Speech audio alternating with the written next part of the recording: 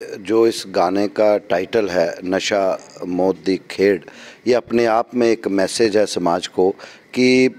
जो ड्रग्स में इन्वॉल्व होते हैं वो कहीं ना कहीं मौत के साथ खेलने का सामान इकट्ठा करते हैं। कई नौजवान जो हैं मुझे लगता है कि अपनी जान जो है ड्रग ओवरडोज के कारण गंवा चुके हैं और वो मैटर्स जो है ज़्यादातर अनरिपोर्टेड रहे हैं। जम्मू कश्मीर में नशा इतना बड़ा, वो आंकड़े एग्जैक्ट नहीं होते हैं, ये टीम जम्मू का और एक स्वयंसेवी का मानना है। उसका रीज़न यही रहा कि ज़्यादातर जो बच्चा, चाहे उसकी उम्र 18 साल, 21 साल, 22 साल रही और वो ड्रग्स में इन्वॉल्व हो चुका था, पेरेंट्स को मालूम था, लेकिन सामाजिक शोषण ना हो कि समाज में कहीं उनके घर की, उनके परिवार की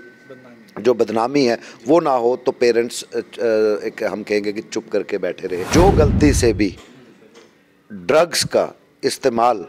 किसी के कहने पे या जैसे भी 2 से 3 दफ़ा करता है, उसके बाद उसके घर के बर्तन बिकते हैं और तब तक बिकते रहते हैं जब तक वो नौजवान या वो ड्रग विक्टिम फिर से रिहैबिलिटेशन सेंटर में जब तक वो ना पहुँचे। लोगों को, माता पिता को पता ही नहीं है, वो ये सोचते हैं कि ये भी एक लत है तो हम इसको कोई दवाई देंगे, कोई इंजेक्शन देंगे, ये बच्चा ठीक हो जाएगा, फिर उस तरफ नहीं जाएगा। बेसिकली ये मेंटल सिकनेस है। नशा जिस तरीके से हमारे समाज में फैल चुका है, उसको लेकर एक काफ़ी ये चिंता का विषय बन चुका है। अब सरकार और साथ ही कई ऑर्गेनाइजेशंस भी जो हैं इसके लिए इस बात सामने आई हैं ताकि लोगों को जागरूक किया जाए और नशे को लेकर जिस तरह से कुछ ऐसे एलिमेंट्स हैं जो काम कर रहे हैं उनके खिलाफ कार्रवाई हो, इसको लेकर भी कई तरह की जो है मुहिम भी चलाई जाती है और कई तरह के तरीके से लोगों के बीच में अवेयरनेस क्रिएट की जाती है, जैसे फिल्मों के माध्यम से, गानों के माध्यम से। इसी तरह से आज एक गाना रिलीज़ हुआ है, नशा मौत दी खेड़। ये एक डोगरी सॉन्ग है और इसको लेकर जो है यहाँ पर एक ही मैसेज दिया गया है कि किस तरह से नशा जो है इंसान को बर्बाद कर देता है, उनके साथ उनके परिवार और समाज को भी काफ़ी खोखला कर देता है। इन सब पर हमारे साथ बातचीत करने के लिए इस समय टीम जम्मू के चेयरमैन जोरावर सिंह जी हैं। इनसे बातचीत करेंगे क्योंकि पोस्टर आज जो रिलीज़ हुआ है, गाना रिलीज़ हुआ है, ये इन्होंने ही जो है आगे आकर एक नेतृत्व लिया और इसको रिलीज़ किया और वैसे भी नशे के खिलाफ काफ़ी लंबी जंग जो है लड़ते आ रहे हैं। इनसे करते हैं, आज एक फिर से गाना रिलीज़ हुआ है और मैसेज भी क्लियर है कि जिस तरह नशा किस तरह से हमारे समाज को खोखला कर रहा है, क्या कहेंगे? देखिए, जो इस गाने का टाइटल है नशा मौत दी खेड़, ये अपने आप में एक मैसेज है समाज को कि जो ड्रग्स में इन्वॉल्व होते हैं वो कहीं ना कहीं मौत के साथ खेलने का सामान इकट्ठा करते हैं। तो मैं समझता हूँ कि मैं तो मुबारकबाद देता हूँ आयोजकों को और ख़ासकर राजवीर मनी और उसकी पूरी टीम को, सोनू रायपुरिया जिन्होंने इस गाने को लिखा और जिन्होंने भी एक्ट किया। ये मैं समझता हूँ कि एक जो रील उन्होंने दिखाई, एक घर की कहानी दिखाई, ये आज एक घर की कहानी नहीं, कई घरों की कहानी बन गई है। कई नौजवान जो हैं मुझे लगता है कि अपनी जान जो है ड्रग ओवरडोज के कारण गंवा चुके हैं और वो मैटर्स जो है ज़्यादातर अनरिपोर्टेड रहे हैं, जो बड़ी ही चिंता का विषय है कि जब तक वो मैटर सरकार के आंकड़ों में, सरकारी आंकड़ों में, चाहे स्वास्थ्य विभाग है, जम्मू एंड कश्मीर पुलिस का विभाग है, अगर सोशल वेलफेयर डिपार्टमेंट है, जब तक इनके पास वो सरकारी आंकड़े नहीं आएंगे तो जो हम ये देखते हैं कि जम्मू कश्मीर में नशा इतना बड़ा, वो आंकड़े एग्जैक्ट नहीं होते हैं। ये टीम जम्मू का और एक स्वयंसेवी का मानना है। उसका रीज़न यही रहा कि ज़्यादातर जो बच्चा, चाहे उसकी उम्र 18 साल, 21 साल, 22 साल रही और वो ड्रग्स में इन्वॉल्व हो चुका था, पेरेंट्स को मालूम था, लेकिन सामाजिक शोषण ना हो कि समाज में कहीं उनके घर की, उनके परिवार की जो बदनामी है वो ना हो, तो पेरेंट्स एक हम कहेंगे कि चुप करके बैठे रहे और इस राज को राज रखा। ऐसे कई अनगिनत कहानियां हैं जो टीम जम्मू ने कलेक्ट की हैं पूरे जम्मू रीजन से। कई नौजवानों को ठीक करके पिछले 10 साल से एक स्वयंसेवी हमारा लगा हुआ है, लेकिन मैं समझता हूं कि इतना करने के बावजूद ये बहुत कम है और उसका रीज़न, उसका सबसे बड़ा मुख्य कारण इस कमी का यही है कि समाज आज भी जागा नहीं, समाज आज भी सोया है। बिल्कुल, मेरा आपसे अगला यही प्रश्न रहेगा कि नशाखोरी पहले भी थी लेकिन अब ज़रूर बढ़ी भी है, लेकिन कहीं ना कहीं इन्फोर्समेंट एजेंसीज भी अपना काम करती हैं। बच्चा जिस परिवार में होता है उस परिवार में देखा जाता है कि उन एक ही परिवार के कुछ लोग हैं वो कभी भी नशे की तरफ नहीं जाते, लेकिन कुछ जाते हैं। आखिर परिवार में ऐसी क्या वो चीज़ें देखने में क्या बदलाव आए हैं कि क्या वो सोशल जो फैब्रिक है या पारिवारिक जो एक दूसरे से बॉन्डिंग होती है उसमें क्या लगता है कोई कमी आई कि जिस वजह से बच्चा जो है एकदम से इस राह में चल जाता है, जबकि उसे बताया भी जाता है कि ये गलत रास्ता है? कुछ कमियां आपको क्या लग रही हैं? मेरा ये मानना है, हमने आज तक जितनी भी केस हिस्ट्री स्टडी की, जिन नौजवानों को ठीक करके लाया रिहैबिलिटेशन सेंटर से, जब उनसे हम बातचीत करते थे, इंट्रैक्शन करते हैं, अभी भी कई बार जब वो आते हैं मिलने, तो यही बात मुख्य तौर पे सामने आती है। एक सबसे बड़ा कारण ये रहा कि आज से 20 या 30 वर्ष पीछे चले जाएं तो हमारी जॉइंट फैमिलीज़ होती थी और परिवार बड़े होते थे। अगर माता पिता घर पे नहीं हैं तो चाचा चाची, ताया दादी, दादा, या इवन उसके बाहर की बात करें तो मोहल्ले में जो भी कोई अंकल या आंटी, बच्चे उनसे डरते थे। हम आप उनसे एक महसूस करते थे कि अगर हम कोई गलती करेंगे, चाहे छोटी चाहे बड़ी, तो कोई ना कोई हमें देख रहा है समाज में और हमें डांट डपट भी लगेगी और ज़्यादा करेंगे तो मार भी पड़ेगी। उसके बाद में अब का जो दौर है, न्यूक्लियर फैमिलीज़ हैं और ज़्यादातर जो हस्बैंड वाइफ है वो वर्किंग है, पीछे बच्चे किसके पास हैं, क्या कर रहे हैं, नज़र कम रहती है, जिम्मेवारियां बढ़ गई लेकिन परिवार की तरफ कमी आ गई। दूसरी तरफ देखें तो कुछ बच्चे इसलिए भी ख़राब हुए कि देखो देखी का मेला, जैसे कहते हैं कि अगर मैंने अपने बच्चे को 100 रुपीज़ पॉकेट मनी दिया तो आप अपने बच्चे को 500 रुपये दोगे, लेकिन उस 400 रुपये का कहाँ गलत दुरुपयोग हो गया वो आपने जाना नहीं। तो ये भी एक फैक्टर रहा। और ज़्यादातर हमने जो देखा, ये बच्चे कोई ड्रॉपर्स नहीं हैं, दे ऑल वर टॉपर्स। और जिन्होंने अपनी जान भी गंवाई वो भी टॉपर्स में ही कहीं ना कहीं शमूलियत रखते थे। लेकिन उसका मुख्य कारण पीर प्रेशर रहा कि आज की डेट में ये भी रहा कि अगर आप ये चीज़ नहीं करते हो तो फिर आप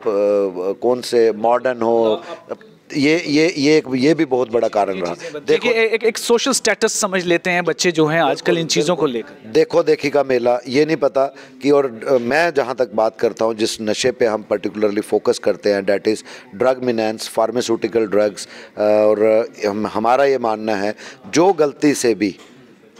ड्रग्स का इस्तेमाल किसी के कहने पे या जैसे भी 2 से 3 दफ़ा करता है, उसके बाद उसके घर के बर्तन बिकते हैं और तब तक बिकते रहते हैं जब तक वो नौजवान या वो ड्रग विक्टिम फिर से रिहैबिलिटेशन सेंटर में जब तक वो ना पहुँचे, 7, 8 या 9 महीने तक वहाँ पर फुल फ्लैश तरीके से उसका इलाज ना हो। बेसिकली मेरा ये मानना, और ज़्यादातर लोगों को, माता पिता को पता ही नहीं है, वो ये सोचते हैं कि ये भी एक लत है तो हम इसको कोई दवाई देंगे, कोई इंजेक्शन देंगे, ये बच्चा ठीक हो जाएगा, फिर उस तरफ नहीं जाएगा। बेसिकली ये मेंटल सिकनेस है और ये जब आपके खून में शामिल हो जाती है तो इसको निकालना बहुत ही मुश्किल होता है, इतना आसान नहीं होता। ये एक मुख्य कारण रहा कि जो आप बात कर रहे थे कि ये ड्रग अब्यूज़ इतनी जल्दी कैसे बढ़ा।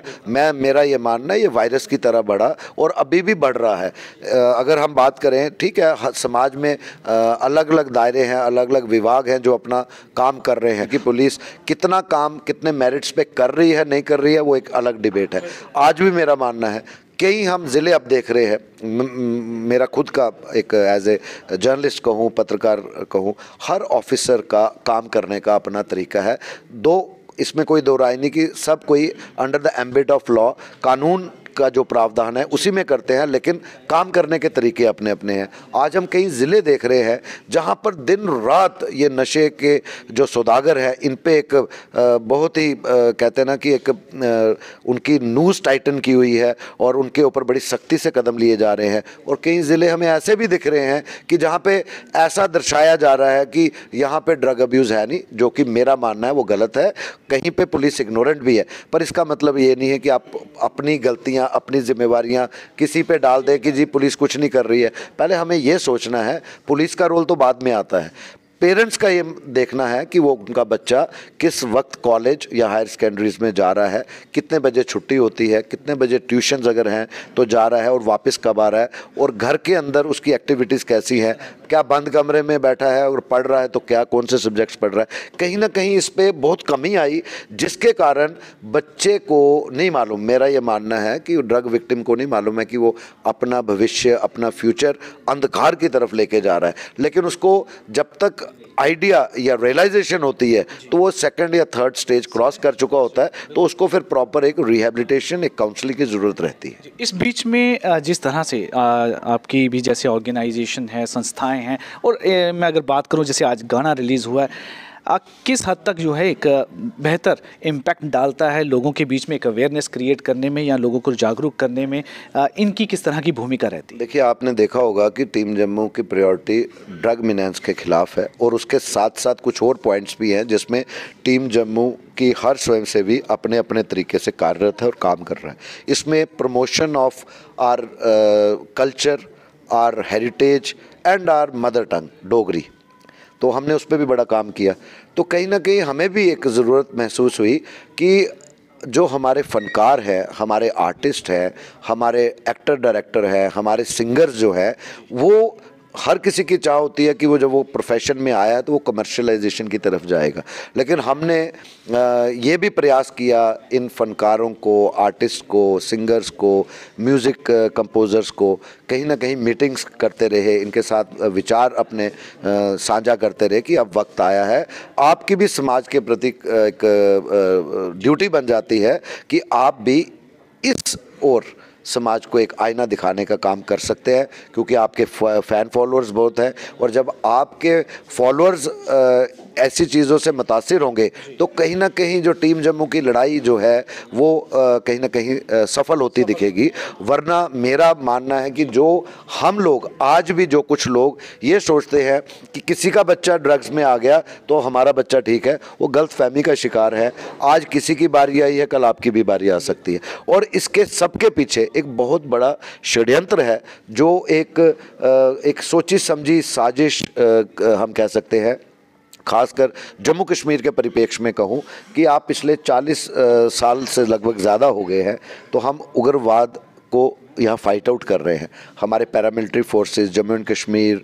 पुलिस डिपार्टमेंट, हमारे इंडियन आर्मी के जवान कितनी शहादतें दी हैं, कितने, कोई दिन नहीं जाता कि जब कोई ऐसा टेररिस्ट रिलेटेड एलिमेंट दिखता है तो उसको डिफ्यूज़ करते हैं, न्यूट्रलाइज करते हैं। और दूसरी तरफ हमारे सिविलियंस ने भी, हम लोगों ने भी, चाहे आईडी ब्लास्ट हुए, बॉम्ब ब्लास्ट हुए, हम कभी टस से मस नहीं हुए। अपनी जो राष्ट्रभक्ति है, अपनी जो राष्ट्र के प्रति निष्ठा है, हमारी जो राष्ट्रवादी सोच रखने वाले जम्मू कश्मीर के वासी हैं, वो टस से मस नहीं हुए। इतनी कुर्बानियाँ, शहादतें देने के बाद पाकिस्तान इज़ हेलबेंट, पाकिस्तान को ये लगता है कि जब तक इनके आने वाली नस्ल को नहीं हम प्रहार करेंगे तो हम अपनी प्रॉक्सी वार में कामयाब नहीं होंगे। तो उन्होंने पिछले 10-12 सालों में टेररिज्म जो चला रहे थे, जहाँ पे वो फेल हो रहे थे बार बार, उसके साथ साथ में नैर्को टेररिज्म का भी इसमें इजाद की, और वो अब जैसे ड्रोन के थ्रू यहाँ पर पहुँचा रहे हैं, और हमारी नौजवान पीढ़ी का जो फ्यूचर है वो कहीं ना कहीं अंधकार में पहुंचाने का वो प्रयास कर रहे हैं, जो हम होने नहीं देंगे। इसलिए टीम जम्मू का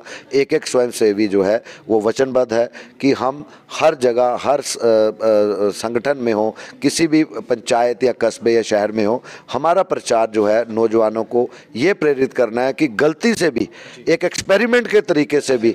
इसको टेस्ट मत कीजिएगा। अगर करेंगे तो आप अपनी लाइफ को जो है बहुत बड़े हाई रिस्क पे डालेंगे। बहुत बहुत धन्यवाद। टीम जम्मू का एक बहुत ही बेहतरीन जो है इनिशिएटिव है, एक प्रयास है कि जिस तरह से ड्रग मेनेस हमारे समाज में फैल चुका है, उसको कहीं ना कहीं रोकने के लिए हर प्रयास जो है किए जा रहे हैं। एक गाने के ज़रिए भी अवेयरनेस क्रिएट की जा रही है, और काफ़ी डिटेल में जिस तरह से बताया कि कई कारण हैं कि ड्रग मेनेस इस समय हमारे समाज में आ चुका है, लेकिन इससे फाइट आउट करना है, लड़ना है, ताकि इसे जड़ से ख़त्म किया जा सके।